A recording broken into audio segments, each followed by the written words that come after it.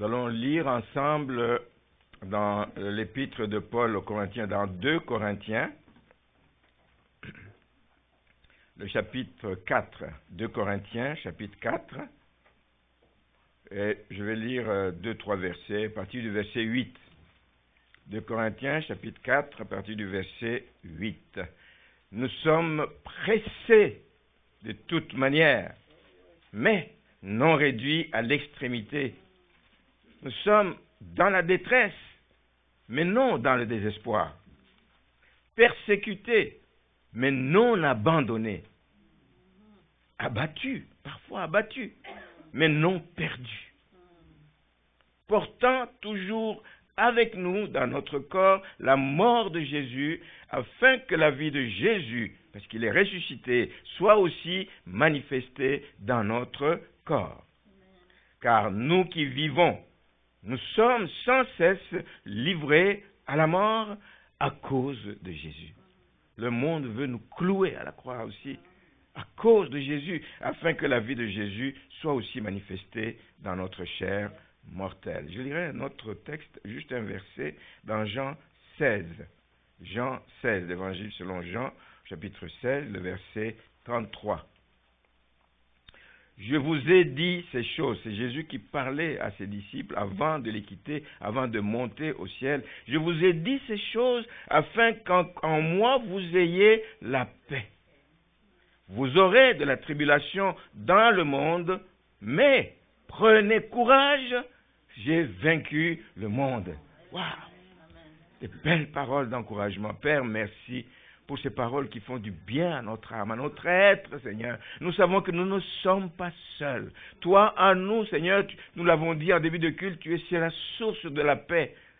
Dans les tribulations, dans les problèmes que nous vivons dans ce monde, tu es la source de laquelle nous puisons la paix profonde. Pas la paix comme le monde la donne, mais la paix qui vient de toi. Amen. Aide-nous, Seigneur, à marcher en paix, malgré les difficultés des temps présents. Aide-nous, Seigneur, à demeurer ferme en toi, au nom de Jésus. Amen. Très bien. Alors, le titre du message ce matin, c'est « Sur quoi est fondée votre assurance ?» Sur les paroles de ces chants que nous avons dites, nous avons chanté ou sur autre chose, je ne sais pas. Sur quoi est fondée votre assurance? Vous vous rendez compte que ça va faire 2 dimanches de suite. Il y a peut-être 2 dimanches. J'ai apporté encore un message que j'avais intitulé « Quelle est cette assurance que vous avez? Quel est le type d'assurance que vous avez ?» Amen. Alors, permettez-moi de vous partager ce que j'ai un jour lu. On lit beaucoup de choses dans la presse, dans les documents qui sont diffusés sur Internet parfois. Le titre d'un article, c'était « Les USA ont acheté un nouveau petit jouet d'une valeur de plusieurs milliards de dollars. » Un jouet. Mais en réalité, ils voulaient parler des engins militaires vraiment sophistiqués, comme les grandes armées des pays puissants ont. Ils ont des engins qui font peur.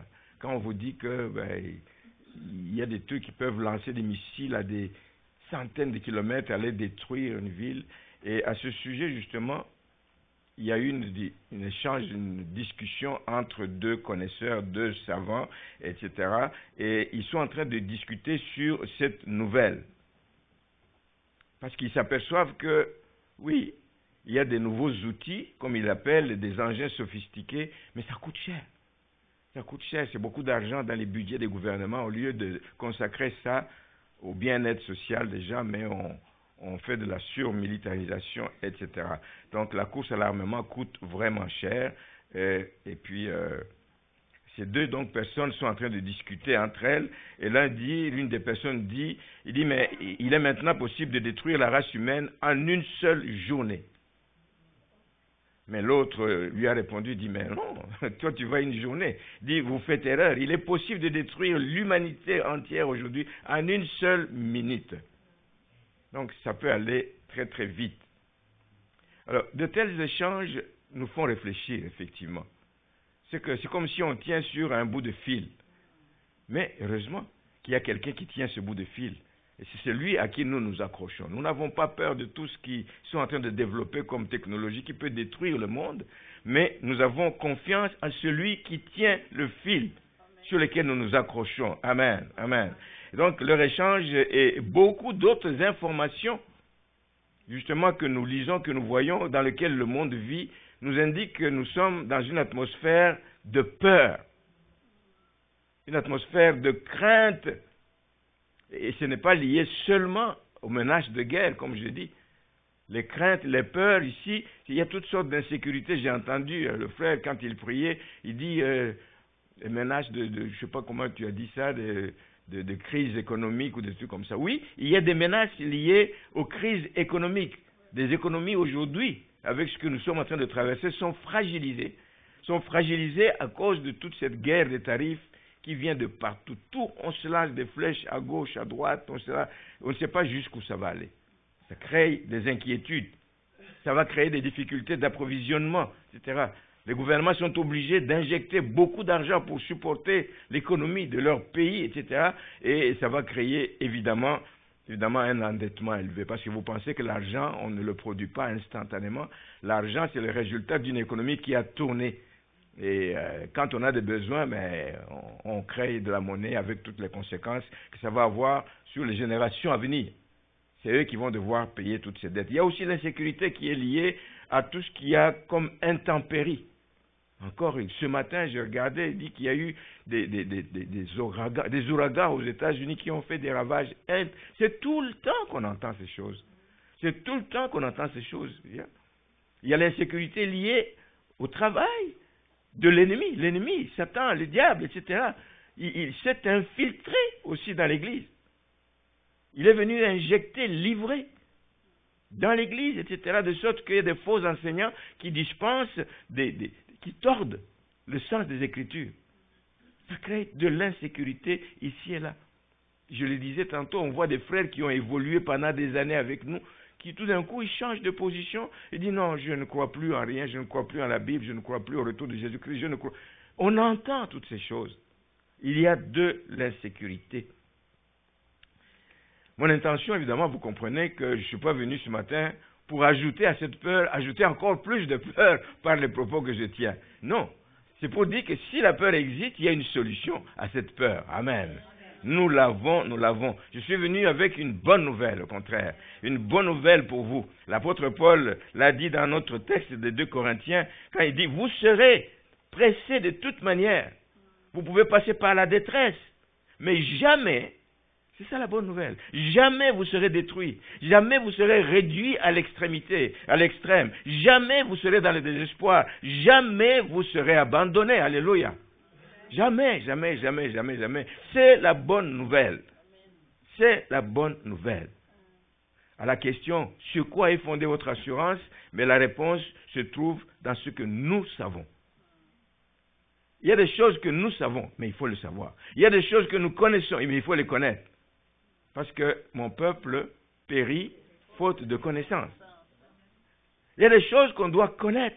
Et je vous invite à lire, je ne vais pas lire ce texte, c'est dans 1 Jean, le chapitre 5. Il y a plusieurs versets, du verset 13 au verset 20. Un bon passage qui nous parle des certitudes qu'un chrétien doit avoir. Un chrétien doit marcher avec des certitudes, ce qui te tient debout. C'est que même quand tout semble s'écrouler autour de toi, toi tu restes debout parce que tu as des certitudes dans la vie. Et il faut connaître ces certitudes, il faut les avoir en attendant, évidemment, le retour de Jésus-Christ. Il viendra nous délivrer de tous ces problèmes. Mais en attendant, il y a des certitudes que nous devons avoir. 1 Jean 5, ça parle des certitudes dans la vie chrétienne. Il y a des choses qui doivent nous tenir. On ne peut pas marcher juste comme ça sur base d'une prédication entendue ici et là. Mais il y a des certitudes que nous devons avoir, tirées dans la parole. Moi, le jour où j'ai appris ce passage là-bas, regardez ma Bible là, 1 Jean 5 là, c'est tout ce que j'ai fait. C'est des notes partout. Des notes partout. Et je vais souvent, je sais à quelle page, je tourne, je dis, c'est une page où il y a plein d'écritures, etc. Je relis et je relis et je relis quand il y a beaucoup de questions qui me viennent à l'esprit. Donc c'est ce que nous savons qui va nous aider à tenir. Le fait que nous savons des choses fait de nous un peuple de gens privilégiés. Oui, nous sommes privilégiés parce que nous ne serons pas surpris par des événements. Jésus a dit, vous aurez des tribulations. Les problèmes vont venir, ne soyez pas surpris. Et nous sommes privilégiés de le savoir. Nous sommes préparés à cela. Que ça vienne de gauche, de droite, du nord, du sud, de l'est, de l'ouest, nous savons que ça viendra, mais nous n'avons pas à avoir peur parce que nous avons des certitudes sur lesquelles nous nous accrochons. Nous disposons d'autres informations, des informations que d'autres personnes ne connaissent pas ou ne veulent pas croire. On leur a présenté ces certitudes, mais ils ne veulent pas y croire. Et c'est ce qui nous permet de réagir, nous chrétiens, autrement que les autres. Nous réagissons autrement que les autres face à toute cette vague de menaces qu'il y a aujourd'hui. Si on n'avait pas de certitude, on viendrait ici avec des yeux tout le temps gonflés parce qu'on ne peut pas dormir. Tu as suivi aux nouvelles, ici, il se passe ceci dans tel pays, dans tel autre pays, c'est la faillite, dans tel autre endroit, on ne dormirait pas. Mais nous dormons parce que nous avons des certitudes que celui qui est en nous est plus fort que le destructeur, qui est celui qui est dans le monde. Amen. Celui qui agit pour faire mal. Nous avons des certitudes. C'est ce qui nous permet de faire face à toutes ces menaces. La connaissance est une richesse. La connaissance est une richesse. Et le manque de connaissance, évidemment, est une carence. C'est pour ça que je disais tout à l'heure, ça mène à la perdition. Nous savons également, bien-aimés, que l'ennemi est à l'œuvre. Ça ne doit pas nous surprendre. Quand des choses arrivent, on dit, mais comment ça arrive à un enfant de Dieu? Non, l'ennemi est à l'œuvre. On n'a jamais dit que l'ennemi ne toucherait pas aux enfants de Dieu. Non, il touchera, mais il y a des limites qu'il ne peut pas franchir. Nous savons que l'ennemi est à l'œuvre car il sait qu'il n'en a pas pour longtemps. Nous attendons le retour de Christ, mais lui, il attend sa destruction totale. Le retour de Christ, pour nous, c'est pour le bien. Lui, le retour, la fin, c'est la fin pour lui et il va être jeté dans les temps de feu. Ce n'est pas étonnant donc qu'il multiplie des efforts et que nous n'ayons pas, nous, de répit. Nous savons également que nous sommes de Dieu. Nous l'avons dit dans notre dernière prédication. Nous sommes de Dieu. Même dans 1 Jean 5, le verset 19, il dit, nous sommes de Dieu, nous lui appartenons, nous faisons partie de sa famille. Nous sommes de Dieu, ça veut dire que nous sommes dans les bras de celui qui a toutes choses en contrôle. Nous sommes dans les bras de celui qui est pour nous, qui est notre défenseur, qui se préoccupe de nous, qui veut nous faire du bien, qui va défendre, qui va plaider notre cause, qui est allé plaider la cause de Delphine, qui est allé plaider la cause de toute autre personne, de Marie-Daniel, de Monique aussi. Merci Seigneur. Dieu est en contrôle. Si vous gardez cette pensée, cette conviction dans votre esprit, et que vous voyez que des situations commencent à tanguer autour de vous, vous avez vraiment peur, vous dites, Dieu est en contrôle. J'ai un ami qui était condamné par la médecine à mourir dans les 6 mois à venir. C'était le diagnostic des médecins, parce qu'il avait un cancer au niveau du foie. Et ça sointait déjà de l'intérieur. De l'intérieur. Les médecins ont vu ça, ils disent, c'est une affaire de 6 mois. Mais il a mis sa confiance en Dieu. Et dans sa bouche, ce qui sortait continuellement, il dit, Dieu est en contrôle. Dieu est en... Savez-vous que plus de, 20 ans après, 29 ans après, il est encore en vie. Oui, il a eu le greffe de foie, mais un donneur au moment où il était sur une liste d'attente, une longue liste d'attente.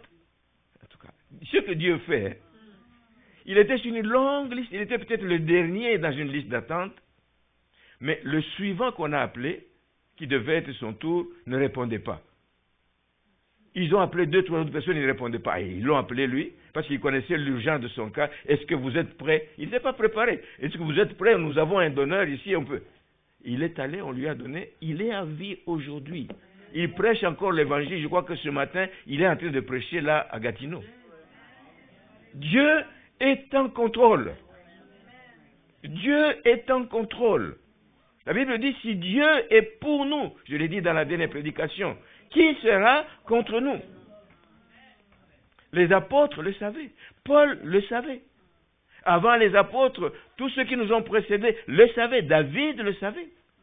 C'est pour ça qu'il pouvait, puisqu'il savait que Dieu était en contrôle, il pouvait lui adresser cette prière dans le psaume 17, le verset 8, il dit, garde-moi comme la prunelle de l'œil. Protège-moi à l'ombre de tes ailes. Tu ne peux pas dire ça à n'importe qui. Il ne sait pas celui qui a des ailes assez larges pour te porter ou porter tout ce qu'ils veulent. Mais lui, il a de la place. Il a de la place. Il dit, protège-moi à l'ombre de tes ailes contre les méchants qui me persécutent, contre mes ennemis acharnés qui m'enveloppent. David savait que la protection de Dieu était toute suffisante. Les calamités peuvent venir de partout. Sa protection est toute suffisante. Je vous encourage à le croire. Oui, je n'ai pas vécu personnellement des grandes catastrophes, mais j'ai vécu des situations difficiles aussi dans ma vie. Mais j'ai appris à m'attendre à lui. Et je l'ai vu à l'œuvre. Je l'ai vu à l'œuvre à maintes reprises, bien-aimés. Il est bon pour nous. Amen. Attachons-nous à lui tout simplement. L'auteur du psaume 46 que j'aime beaucoup dit au verset 2, « Dieu est pour nous un refuge et un appui, un secours qui ne manque jamais dans la détresse. » C'est pourquoi nous sommes sans crainte. Oh, que les choses bougent, que l'on annonce si. Nous sommes sans crainte. Un psaume puissant. Un psaume puissant, je l'aime parce qu'il donne l'assurance. Il donne l'assurance. Je voudrais vous dire ce matin, mon frère, ma soeur, que peu importe les circonstances que vous pouvez avoir, vous avez intérêt à tourner vos regards vers celui qui peut vous donner la véritable paix. Nous avons débuté le culte pour montrer que Jésus est la source de la véritable paix. Il est la source de la véritable paix. L'évangile de Jésus-Christ est un évangile de paix. Un évangile de paix. Quand il est proclamé, il apaise les cœurs troublés.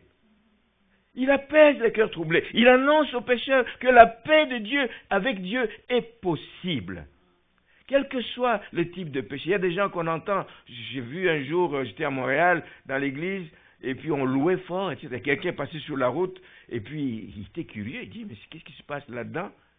J'ai dit, non, viens, c'est une église, on est en train de louer le Seigneur. Il dit, ah, moi je ne peux pas entrer. Il dit, pourquoi? Il dit, j'ai fait tellement de mal. Non, quand tu rencontres Jésus, toutes ces choses sont effacées et tu as une paix, la paix. Tu peux faire la paix avec Dieu, la paix est possible. Pas seulement la paix avec Dieu, mais la paix avec les hommes. Notre sœur est en train de le témoigner. Elle a travaillé fort pour que sa belle-fille, le rapprochement de la belle-fille, ça n'a peut-être pas toujours donné, mais elle continue à croire que c'est possible parce que quand Dieu est en contrôle, il y a des choses qui se produisent. Donc, le monde a besoin de le savoir.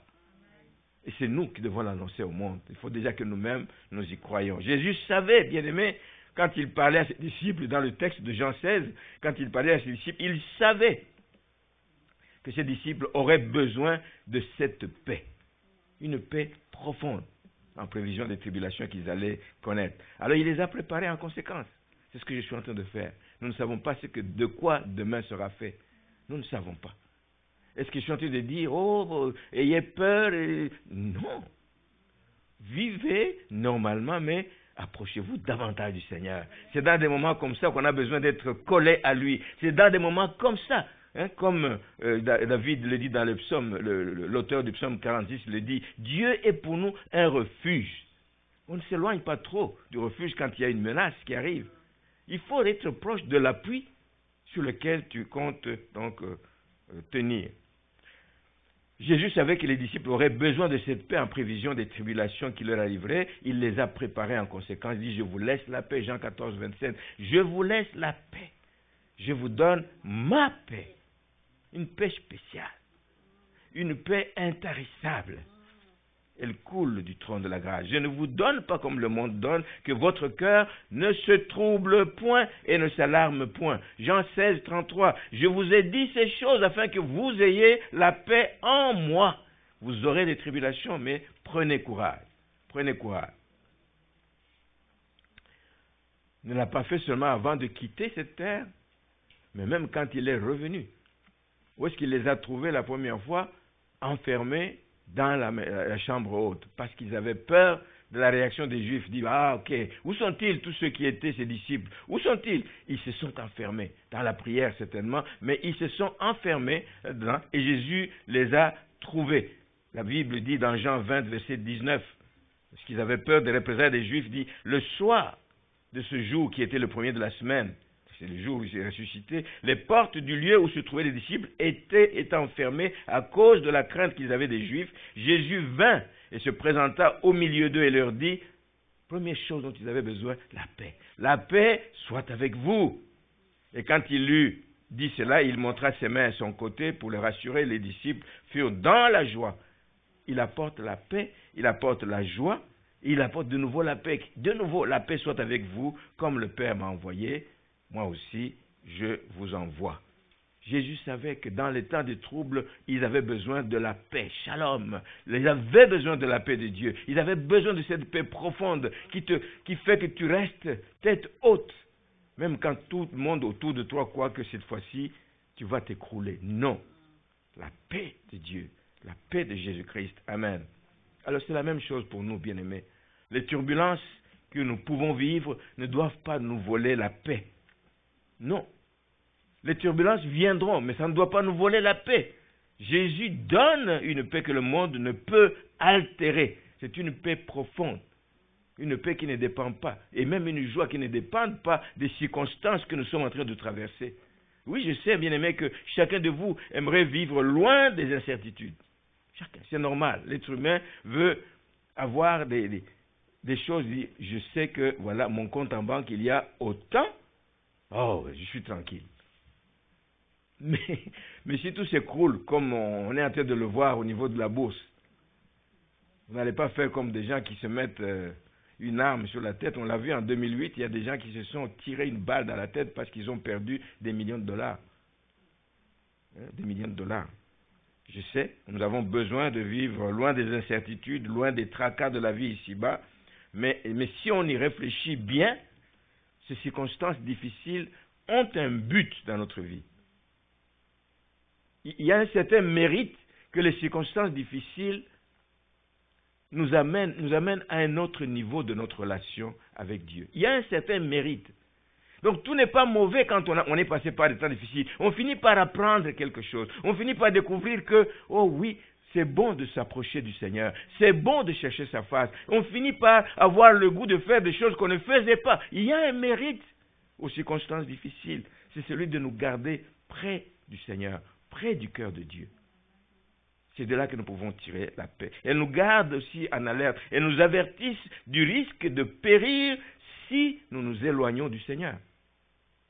Les circonstances difficiles ne sont pas toujours à voir comme un gros problème dans la vie. Jésus savait, c'est pour ça qu'il n'a jamais dit aux chrétiens, à tous ceux qui étaient sauvés, que les tempêtes ne viendraient pas, ne souffleraient pas dans leur vie. Non, il n'a jamais dit ça. Montre-moi où, mais les tempêtes viendront. Mais il est celui qui est capable de calmer la mer, de calmer les tempêtes, de dire un mot et tout ça s'arrête. Il est celui-là. Les tempêtes viendront, mais il est celui qui est capable de les calmer dans votre vie. Il faut le savoir, il faut le savoir. Alors demeurons confiants. Demeurons confiants en attendant qu'il intervienne. Ne commençons pas à cogner à toutes les portes, à gauche, à droite. Non, non, non. C'est dans le calme parfois. Et la confiance. C'est dans le calme et la confiance. Nous devons savoir que Dieu est grand. Et je l'ai dit, je crois, l'autre dimanche, mais sa grandeur nous échappe, disait Job. Dieu est grand, mais on n'imagine pas sa grandeur. Sa grandeur nous échappe. Mais sachez qu'il est grand. Et donc, ayez confiance en celui qui est grand. Il est au-dessus de tout. Il peut tout. Amen. Le Dieu de l'impossible, c'est lui.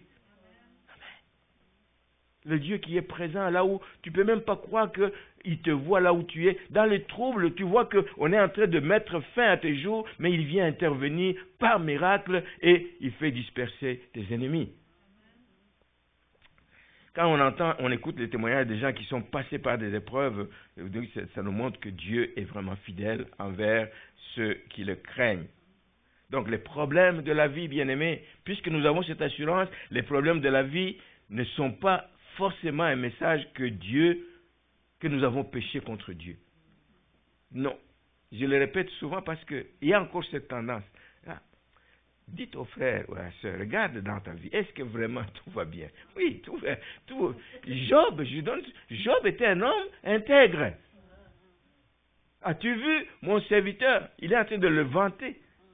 Les choses allaient bien dans sa vie, mais il a passé par des temps difficiles. Il a fini par dire ce que j'ai dit, Job 36, 26, Dieu est grand. Lui qui a permis que je passe à travers tout cela, mais sa grandeur nous échappe. Mais il a continué donc à croire à la capacité de Dieu de le sortir du trouble, et à la fin il a dit, je le sais. Personne ne viendra me le dire. Je l'ai expérimenté. Je sais que mon Rédempteur est vivant. Amen. Il est vivant. C'est le même que vous avez. Alors si c'est le même, il est vivant et il est capable de vous sortir du trouble. Amen. C'est un exemple à suivre, l'exemple de Job, etc. Fermez plutôt les oreilles, évidemment, à toutes les mauvaises nouvelles. Pas facile, il y a des choses qu'on entend malgré nous, mais je ne garde pas ces choses-là. Ça ne m'édifie pas.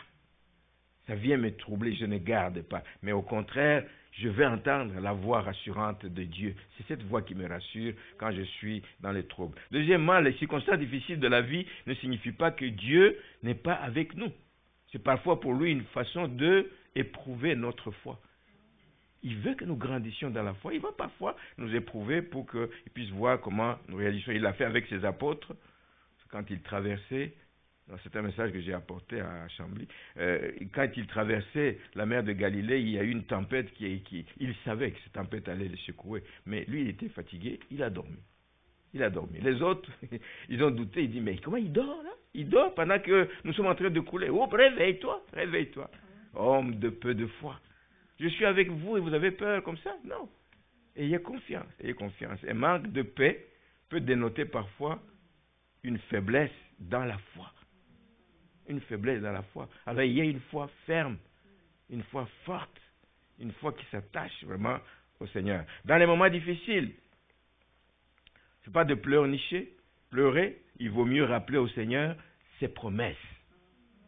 Ah oui, il est le Dieu des promesses accomplies. Il tient ses promesses, il n'est pas un homme pour mentir. Non, il n'est pas fils de l'homme pour se repentir. Ce qu'il a promis, il est capable de le faire. Quelle que soit votre situation. Et ça nous dépasse parfois. Mais sachez que dans des moments comme ça, comptez sur les promesses. Rappelez-lui, priez avec les promesses.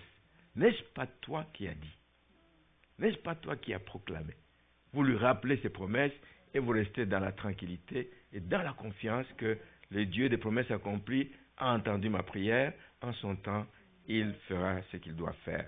Donc ayez l'habitude de consulter Dieu, de lui demander de vous remplir de sa paix afin de ne pas crouler sous le poids des problèmes et des menaces.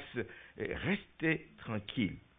Il y a un homme, durant la Deuxième Guerre mondiale, vous savez, il y a des gens qui croient avoir toujours des idées extraordinaires. Là. Il dit, ok, il y a la guerre en Europe, tout ça, alors moi je vais aller loin. Je vais aller loin dans les îles. Je vais aller me cacher dans une île qui appartenait donc à la coalition européenne, etc., donc qui était bien gardée, c'était une île stratégique, dit-on, et malheureusement, en se retrouvant à cette île, là où il y avait la paix, à un moment donné, la guerre est arrivée jusqu'au loin, dans cette île où il croyait se cacher. L'île a été envahie par les Japonais. Les Japonais sont venus, ils ont décidé d'entrer en guerre, et hop, il s'est retrouvé pris en otage, il a été capturé, lui qui... Il aurait pu rester chez lui dans les calmes et la confiance. L'Europe n'a pas été dévastée, détruite complètement. Il y a des gens qui s'en sont sortis. Oui. Mais lui, il s'est trouvé capturé, fait prisonnier, etc. Comme quoi, si l'Éternel ne nous garde, si l'Éternel ne garde la ville, si l'Éternel ne garde votre maison, celui qui la garde, si vous comptez sur quelqu'un d'autre, il la garde en vain. Pour dire que toutes les précautions que nous prenons ne sont pas mauvaises. Mais on ne peut pas juste juste compter sur les précautions que nous prenons. Je parlais avec Hugo, le prophète Hugo.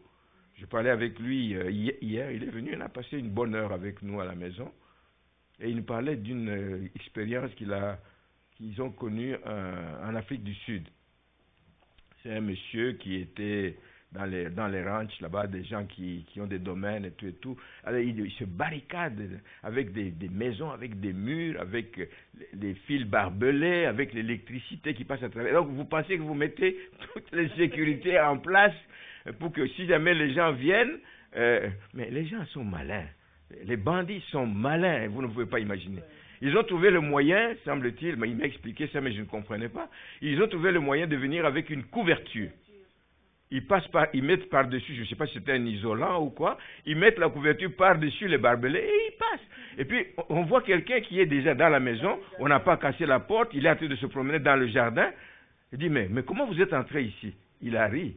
Il dit, je suis passé par-dessus. Toutes vos précautions ont été vaines. Que celui qui garde votre maison soit celui qui ne dort ni ne sommeille. Celui qui ne dort ni ne sommeille. Quatrième chose que je voudrais dire, c'est que la véritable paix ne peut venir que de la connaissance que nous avons de Dieu. L'apôtre Pierre introduit la deuxième épître au chapitre 1er en disant que la grâce et la paix vous soient multipliées. Comment? Par la connaissance de Dieu et de notre Seigneur Jésus-Christ. Il faut les connaître. Si vous ne connaissez pas Dieu, comment vous allez compter sur sa grâce et sur sa paix? Bien-aimés, le véritable paix ne peut venir que sur base de la connaissance que nous avons de Dieu. Vous ne trouverez jamais rien en vous-même qui puisse vous donner la paix. Rien, rien, rien. Même toutes les précautions que vous croyez avoir prises, etc., à un moment donné, la paix va vous être volée parce que la menace est plus forte que les précautions que vous avez prises. C'est seulement ce que Dieu vous révèle de lui-même. Quand vous découvrez qui est Dieu, tout grand, tout puissant, omniscient, omnipotent, omniprésent, et ajoutez-en, c'est ça. Quand il vous le révèle de lui-même, il vous révèle qui est Jésus-Christ, ce qu'il a accompli à la croix. Voilà des choses qui peuvent calmer les peurs. Les peurs viendront. Ne nous trompons pas, les peurs viendront. L'ennemi travaille, c'est une arme qu'il utilise beaucoup. Mais je connais mon Dieu. Jésus, tu es mon refuge. Tu es mon appui, tu es ma force. Tu es le réconfort dont j'ai besoin quand il passe par des temps difficiles. En attendant, bien-aimés, que Jésus revienne, et il revient très très bientôt nous chercher, il vient nous soustraire de tout ce qui va mal, tout ce mal qui va en augmentant jour après jour. Ce que je vous encourage à faire pendant ce temps, c'est de vous fortifier. Allez chercher la force en puisant dans la méditation de la parole de Dieu. Lisez la Bible. Lisez la Bible, avalez-la, vous trouverez plein d'encouragement dans la parole de Dieu. Paul le recommande aux chrétiens d'Éphèse dans le chapitre 5, verset 19, Éphésiens 5, 19, il dit « Entretenez-vous par les psaumes, les hymnes, les cantiques, etc. » Entretenez-vous par la lecture de la parole de Dieu. C'est une nourriture spirituelle qui vous rend fort. Qui vous rend fort. Arrêtez-vous sur un passage. Mon passage là sur les certitudes. La certitude de la vie éternelle. Quand tu lis ça, tu dis, waouh, je n'ai peur de rien. La certitude de l'exaucement. Nous savons qu'il nous écoute. Nous savons que nous possédons la chose que nous lui avons demandée, quelle qu'elle soit. Quand tu lis ça, tu dis, il n'y a pas des choses que je ne puisse demander à Dieu. Attendez. Mais il ne donnera pas tout ce que nous lui demandons non plus. Il nous donnera ce qu'il sait qui est bon pour nous. Comme un père va donner à son enfant ce qui est bon, ce qui ne va pas le nuire.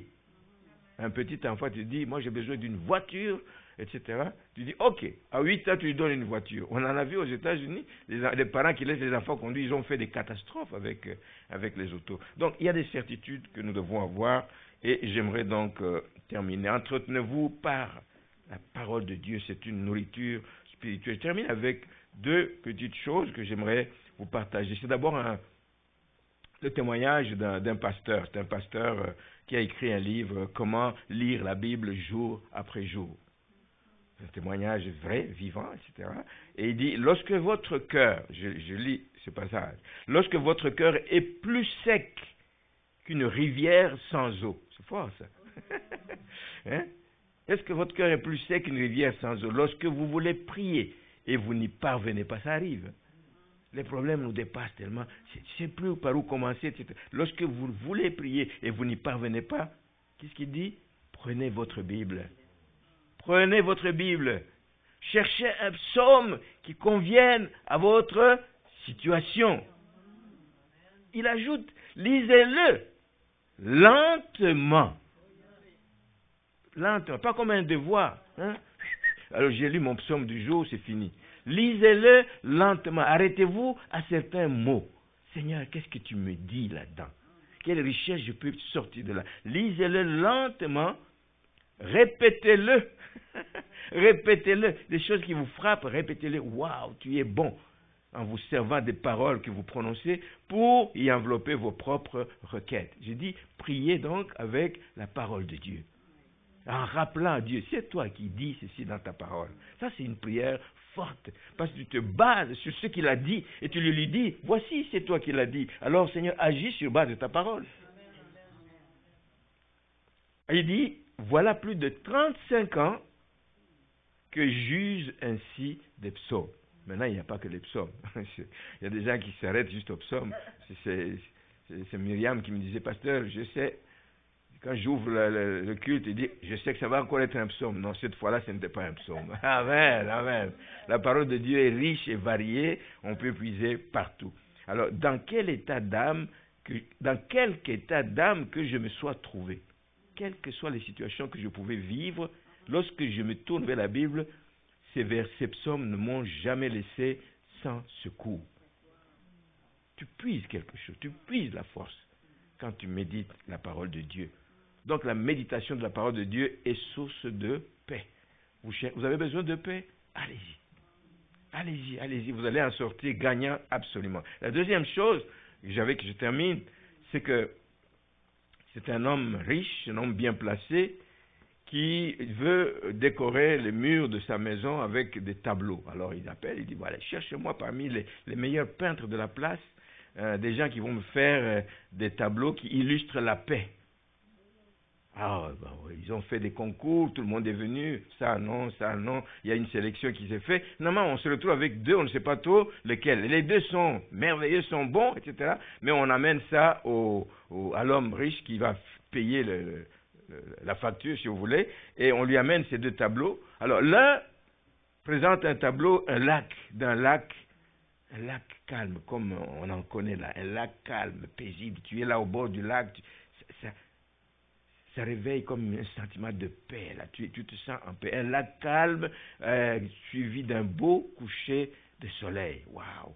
Que c'est reposant, que ça fait du bien. Deuxième tableau, c'est un tableau où on dessine une chute d'eau qui fait beaucoup de bruit. Chute de Niagara, peut-être pas, mais c'est une chute d'eau qui fait beaucoup de bruit. Mais le bruit, c'est quoi? C'est le crépitement des eaux, là. Hein? Crépitement des eaux. Mais derrière, un peu au fond, derrière la chute, la personne a dessiné un oiseau. Un tout petit oiseau. Imaginez une chute importante, mais derrière, il y a un petit oiseau qui n'est pas effrayé par le bruit du crépitement des eaux, parce qu'il est dans son nid, il est perché, ce nid est perché sur un arbuste, mais qui a ses racines où? Dans un rocher. Le vent ne peut pas bouger cet arbuste. Je pense que l'oiseau a déjà essayé d'autres types d'arbustes et vu comment le vent a emporté tout ça. Mais le jour où il a trouvé cet arbuste qui a des racines plongées dans le rocher et il est en arrière-plan, ça illustrait la paix de cet oiseau. Une paix profonde. Malgré le crépitement des eaux, malgré le bruit que ça fait, malgré la menace de dire, écoutez, ça peut lâcher à tout moment. Non. Sa confiance est dans cet arbuste qui est dans le rocher. J'ai commencé le culte en disant, le rocher des âges, c'est Jésus-Christ. C'est Jésus-Christ. La paix véritable vient de notre ancrage en Jésus-Christ. Vous imaginez qu'il a choisi le deuxième tableau. Il dit, ça c'est une inspiration divine. Je pense que c'est ce qu'il a dit, je ne sais pas. C'est moi qui ajoute ça. Amen. Il a dû choisir le deuxième. Il parle dans le bruit, les menaces de toutes sortes dans lesquelles nous sommes. Tu es dans ton coin. Tout le monde regarde et dit, mais comment il n'a pas peur de ces bruits? Comment il n'a pas peur de toutes ces menaces qu'il y a autour de lui? Parce qu'il a ses racines dans le rocher, Jésus-Christ, le rocher des âges. C'est un encouragement, bien-aimé, de nous attacher à Jésus-Christ. Ça, c'est la paix que le monde ne donne pas. Une telle paix, le monde ne te la donnera pas. Le monde va te faire quoi? Il dit, non, à un moment donné, il va y avoir un coup de vent et l'eau va cesser de couler de haut en bas et va aller dans tous les sens et puis ça va emporter ton nid. Non, oui, il dit, comme dit Maman Donna, il est là dans son nid tranquille parce que c'est dans un arbuste qui est solide. Notre vie doit être aussi attachée à Jésus-Christ. C'est là que nous allons avoir la véritable assurance. C'est là que nous allons avoir la vérité. Alors, ce matin, que le Seigneur nous accorde sa paix face aux injustices de ce monde. Que le Seigneur nous accorde sa paix lorsque la maladie vient nous terrasser. Que le Seigneur nous accorde sa paix quand la menace de crise économique arrive. Elle pointe à l'horizon. Mais si nous allons perdre sommeil parce que ce qui se passe des choses, nous savons que Dieu est en contrôle. Amen. Ce qui arrivera, c'est ce qu'il aura permis. Mais nous savons que nous ne pouvons pas, il ne va pas nous laisser tomber dans la détresse. Nous savons qu'il ne nous abandonnera jamais. Quelle que soit la situation, lui, il a la clé, il a la solution à tous ces problèmes et il nous donnera ce qu'il nous faut en son temps. Amen. Et celui qui marche avec Jésus-Christ va rayonner tous les jours de sa vie. Amen. Tous les jours de sa vie. Je vous le souhaite, mon frère, ma soeur, parce que même face à des choses que vous ne comprenez pas, je vous souhaite de marcher avec Jésus-Christ. Il est la véritable source de paix. C'est lui, cette assurance avec laquelle nous marchons. Amen. Amen. Amen. Soyez bénis et on va prier. On va prier.